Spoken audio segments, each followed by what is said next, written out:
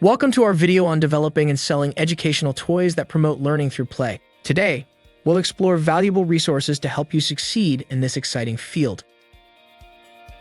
First, let's dive into some insightful books. The Power of Play by David Elkind and Einstein Never Use Flashcards by Kathy Hirsch-Pasek are must-reads for understanding the importance of play. Next, consider The Genius in Every Child by Rick Ackerley and The Learning Habit by Stephanie Donaldson-Pressman. These books offer great perspectives on how play enhances learning. Podcasts are another fantastic resource. The Playful Classroom and the Toy Insider Parent Podcast provide the latest insights on educational toys and games. Don't miss the Learning Through Play podcast and the Playful Parent. These shows delve into the significance of play in early childhood education. YouTube videos can also be incredibly helpful. Check out Educational Toys and Games for Learning Through Play by Learning Resources and The Importance of Play in Learning by Scholastic.